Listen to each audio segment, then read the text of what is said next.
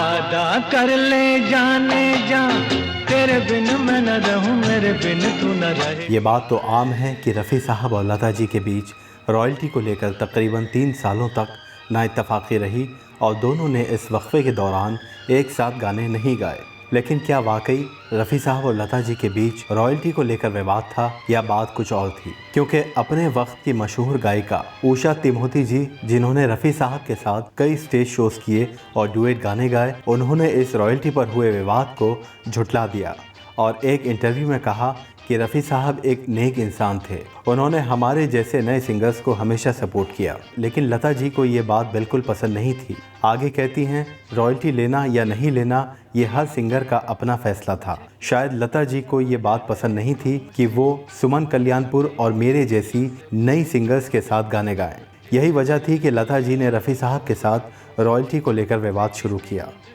दूसरी तरफ लता मंगेशकर जी ने इस नाइत्तफ़ाक़ी के बारे में कहा था कि उनका ये मानना था कि जिस तरह से किसी भी फिल्म के म्यूज़िक रिकॉर्ड्स की अच्छी बिक्री होती है तो म्यूज़िक कंपोज़र्स को उनका 5% शेयर दिया जाता है, उसी तरह से सिंगर्स को भी शेयर मिलना चाहिए।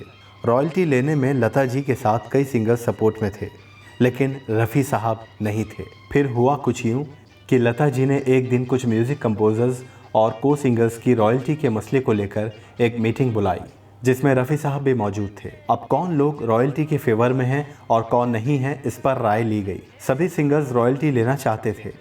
लता जी चाहती थी कि रफ़ी साहब भी रॉयल्टी लेने के हक़ में लता जी का साथ दें, क्योंकि अगर रफ़ी साहब साथ दे देते तो इस बात में ज़्यादा मजबूती आ जाती। लेकिन रफ़ी साहब से जब इस बारे में पूछा गया तो उनका कुछ और ही मानना था। रफ़ी साहब ने कहा कि वो रॉयल्टी लेने के हक़ में नहीं हैं।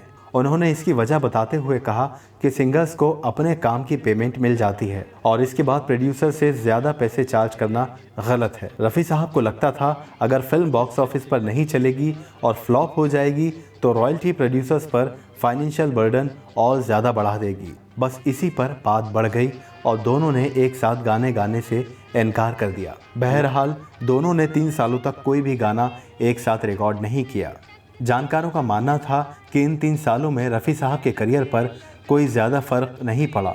लेकिन 3 साल बाद म्यूज़िक कंपोज़र जय किशन जी की कोशिशों पर रफ़ी साहब और लता जी के बीच मनमुटाव दूर हुआ और एक बार फिर दोनों एक साथ आए। फिल्म थी पलकों की छाँव में, जिसके गाने की रिकॉर्डिंग के लिए लता जी फूलों का गुलदस्ता लेकर स्टूडियो पहुंची और दोनों ने सब कुछ भुलाकर गाना रिकॉर्ड किया। लेकिन फिल्म कभी रिलीज़ नहीं हुई।